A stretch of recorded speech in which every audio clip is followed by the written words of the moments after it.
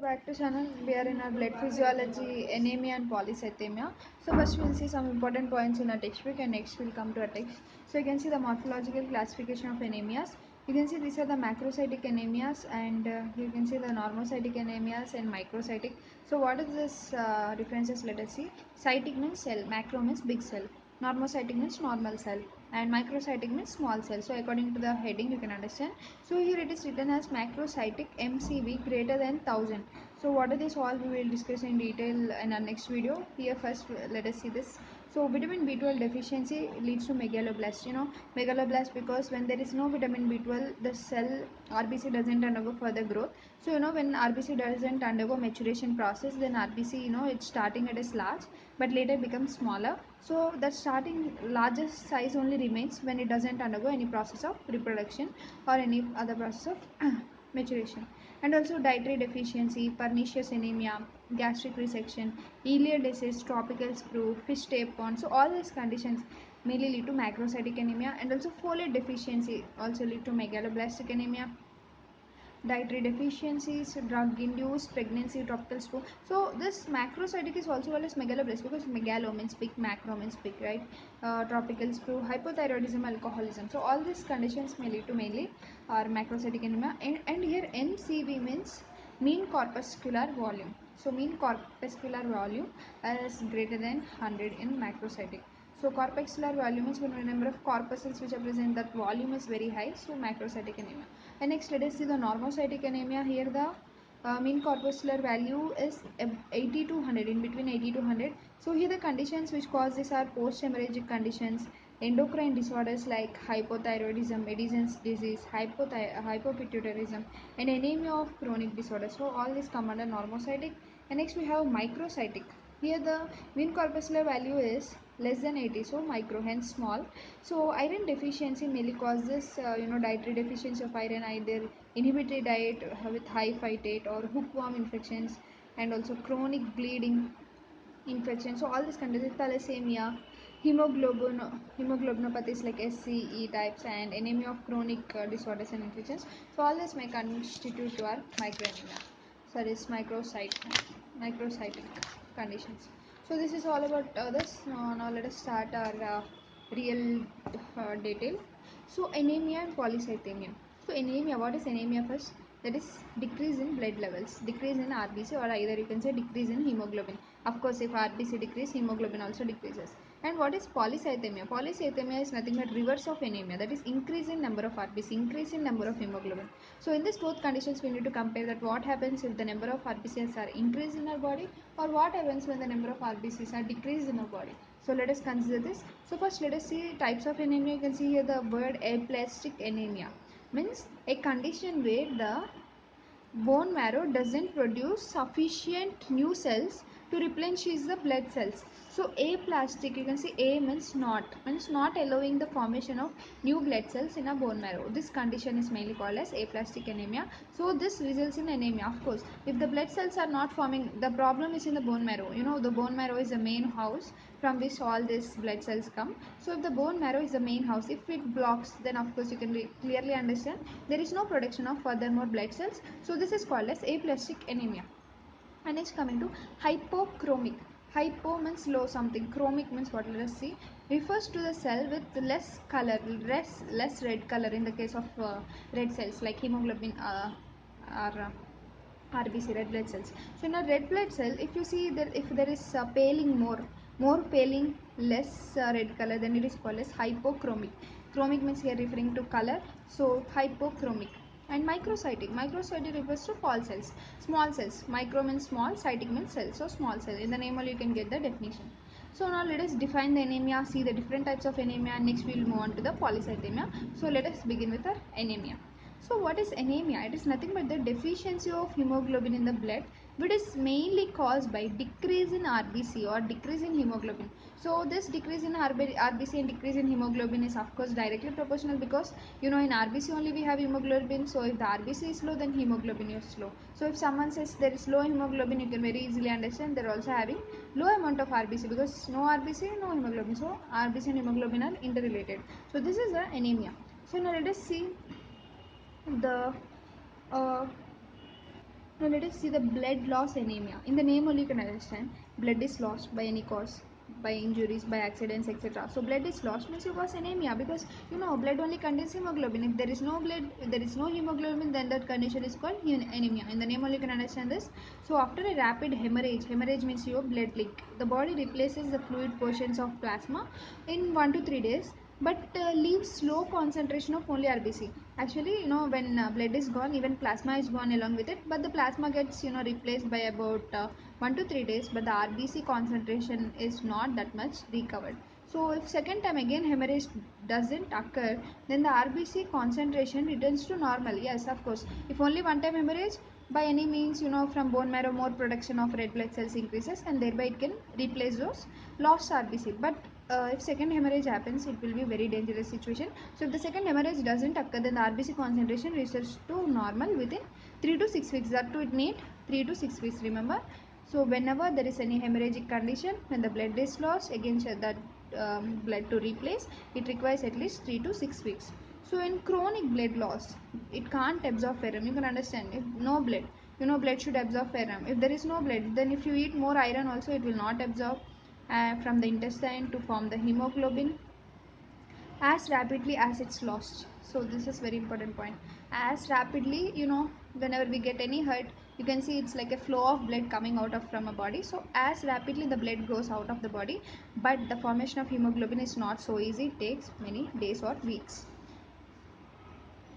So the red cells, which are smaller than the normal, and so here the red cells are becoming the smaller than normal, and the hemoglobin inside them are also then produced and give rise to the microcytic hypochromic anemia. So you can see here microcytic, as now iron is not so much. If iron is also so much, now there are not amount of red RBCs available. So now what happens in this case, the RBCs become very smaller, and also the hemoglobin also very somewhat low. So it is called as microcytic, means small cell. Hypochromic means very low amount of hemoglobin is present. Hypochromic, we have already seen definition, that is somewhat having more paler color. So why it is more pale color? Because there is somewhat low hemoglobin. So this condition is called as microcytic hypochromic anemia. And yeah, now let us see the aplastic anemia. So let us move on to different types of anemia. As you can see here, we have aplastic anemia, megaloblastic anemia, hemolytic anemia. So let us deal with each of them. So first let us start with aplastic anemia. So bone marrow aplasia. Bone marrow aplasia, what is this? Lack of function of marrow. So if a person doesn't have bone marrow, you can imagine the situation.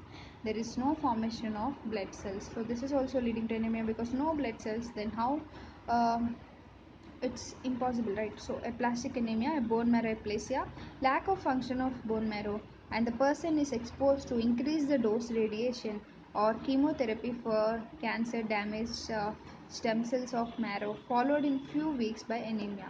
So mainly this is occurred in a person who is exposed to high doses of radiation or any chemotherapy, they're taking any anti-cancer drugs which damage the stem cells of the marrow. So this is the main cause for the aplastic anemia. Normally, everybody have bone marrow, everyone's bone marrow is normal, but how it can be abnormal? By these all cases, by high amount of radiation, by any chemotherapeutic drugs. So all this leads to damage of stem cells of marrow, followed in few weeks by anemia. Of course, if there are no stem cells, if there is no RBC, then of course causing anemia. So there are also some increase in dose of certain toxic chemicals such as insecticides, benzene in gasolines are also causing anemia. We know these toxins are also causing anemia.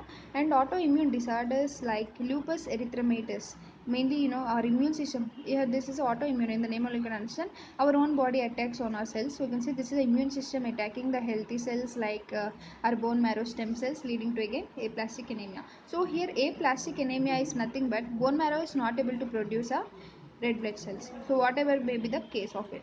So in half of the cases, the cause of this aplastic anemia is still unknown, and the conditions are called idiopathic aplastic. We know this. If the condition is unknown, the causes are unknown, we call it idiopathic. Idiopathic aplastic anemia. Severe cases, people may die unless they treated with a blood transfusion, of course, because now they can't produce their own red blood cells or any other, maybe white blood cells, platelets, everything. So now the blood transfusion is the only chance, but this is only temporary. I think more bone marrow transplantation is best because they can survive for more days. Blood transfusion is permanent because now we will blood transfusion. I think those circulate in our body only for few days or weeks, right? So it can be temporary, increase the RBC, or by marrow transplantation it is also well processed. So this is all about aplastic anemia, that is our bone marrow is not able to produce a red blood cells or any other blood cells. Now let us see the megaloblastic anemia. In the name only you can understand megalo means big cell, big anemia. Why it is remaining big? Here only you can understand it is not undergoing the process of maturation properly, because if a red blood cell undergo the process of maturation it becomes microcytic, but here it is megaloblastic. Then why? What are the reasons? Let us see. When there is loss of vitamin B12, intrinsic factor, folic acid, they slow the reproduction of RBC in the marrow. So the red cells grow very large and odd shapes called megaloblast form. So atrophy of stomach mucosa as in pernicious anemia or loss of entire stomach after surgical treatment, the gastrectomy, lead to the megaloblastic anemia. So megaloblastic anemia is mainly caused when some essential nutrients are not available, so that our process of RBC formation is stopped in the starting itself. So when there is no vitamin B12, no folic acid, no important minerals, all these things lead to megaloblastic anemia.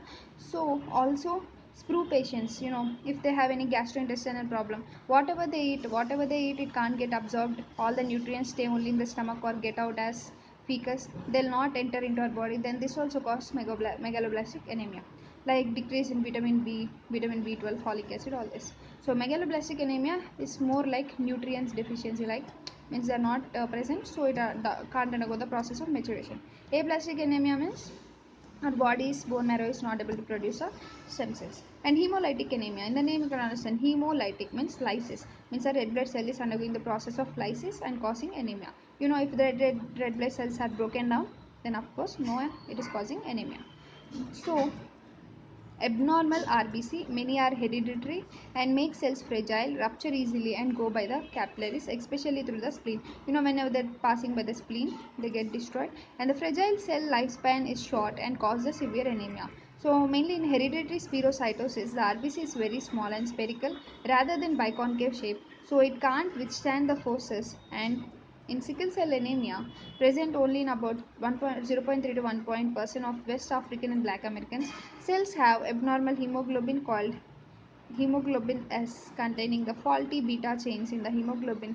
So when they exposed to decreased oxygen, they become elongated crystals and also have cell membrane damage, and the cells become highly fragile, leading to serious anemia, experiencing a viscous cycle of events called the sickle cell disease crisis. So here when there is low tension, it causes sickling, leading to ruptured RBC and cause decreased oxygen tension and also more sickling and RBC destruction. So this cycle continues. Whenever there is low oxygen, the number of RBC start destructing more, there will be more sickling, and it is very serious and sometimes also lead to death. If this sickling process continues, you can understand it gets stuck in the narrow circulation, and the macrophages come and engulf them, and so they undergo the process of destruction.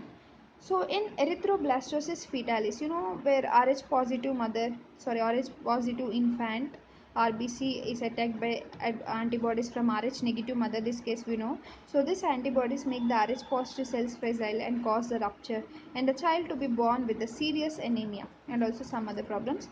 So to replace the destroyed cells, large early blast forms in the RBC to be released from the bone marrow in the blood. And viscosity, in these cases whenever there is anemia, means low amount of cells, means low viscosity of the blood is mainly dependent upon the RBC concentration. So in anemia the viscosity is decreased 1.5 times of the water rather than normal values of about 3 times. This decreases the resistance to the blood flow. So if the viscosity decreases, then the resistance to the blood flow is also decreased in the peripheral blood vessels, and there is increase in cardiac output. So the hypoxia, whenever there is low oxygen in the peripheral tissue, the blood vessels also start dilating, and this in turn increases the return of blood to the heart, so in turn increasing more amount of cardiac output, 4 times of the normal.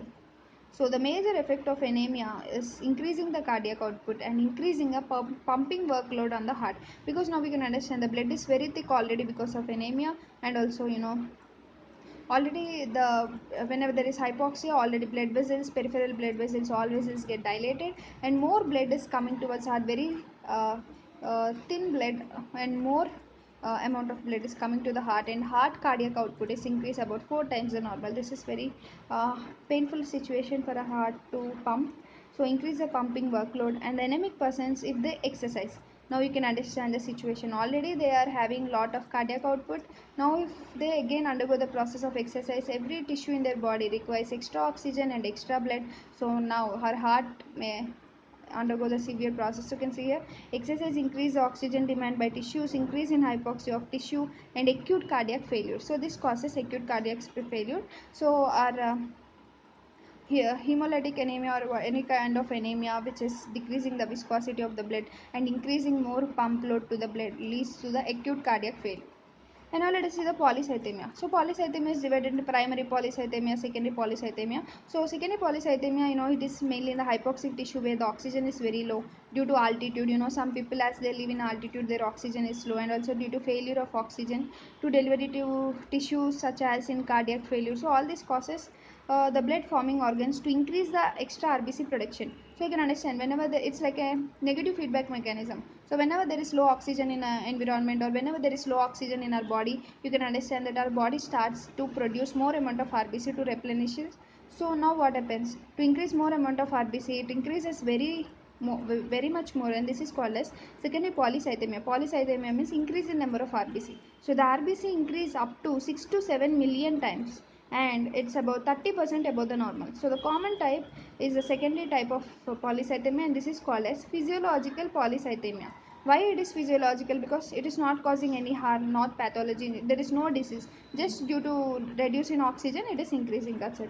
So in natives of altitudes, mainly it is physiological in a altitude, means the people who live in very heights, that is about 14,000 to 17,000 feet from the sea level, and the blood count is like about 6 to 7 million. So this allow these people to perform high work even in the rare field atmosphere. So you can understand that all high altitude mountain people are very much healthy, and also they're having a lot of energy to work, because they're having very much high amount of RBC, so that they can get higher amount of energies, higher amount of oxygen, they can work for the long times.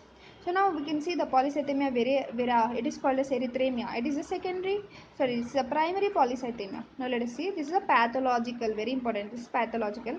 Here the RBC is 60 to 70% instead of normal 40 to 75%. Normal it should be 40 to 45%, but it is extra 60 to 70%, and it is mainly due to the genetic aberrations in the hemocytoblastic cells. So genetic aberrations means genetical abnormalities mainly in the hemocytoblastic cells that produce the blood cells. So the blast cells continuously increase the RBC production and also increase the production of WBC platelets as well. So this leads to increase in hematocrit, that is the number of RBC per the volume of the blood has increased a lot, and also there is increase in the blood volume almost twice to the normal. And the vascular system is entirely becoming engorged, and also the blood capillaries are plugged by the viscous blood. Now you can understand, when there is polycythemia, there are a lot of cells. As there are a lot of cells, you can understand there is lot of viscosity, so much increase in viscosity, because cells become thick, and now also they have a chance to form the erythroplaques, because very thick, and it becomes sluggish movement, very slow movement. So viscosity is increased normal of 3 times the viscosity of water to 10 times of water, and the sluggish blood flow, and also normally whenever there are a lot of RBC, then the venous return should decrease, but in the case of polycythemia there is also higher amount of venous return, and the arterial pressure is normal and 1/3 elevated. So this is all we see in our polycythemia. So the blood pressure regulating the metabolism can usually decrease the tendency of increased blood viscosity to increase the peripheral. This we need to understand. The blood pressure regulating mechanism, we have some regulatory mechanisms, right? So they usually decrease the tendency of increased viscosity to increase, means whenever there is higher viscosity like in polycythemia, our blood regulatory system also tries to increase the peripheral resistance and thereby increase the arterial pressure and the hypertension develops. So whenever you see polycythemia, you can understand there are lot of amount of RBC, so it can lead to hypertension. And also in the subpapillary venous plexus, you can check out the color of the skin whether the person have anemia or not. And also in our conjunctival, means that is called as pallor test. If you check out the pallor, you can understand. And also polycythemia vera, quantity of the blood is increased because the blood pass sluggish by skin capillaries before entering the venous plexus, and large hemoglobin is deoxygenated. This is important.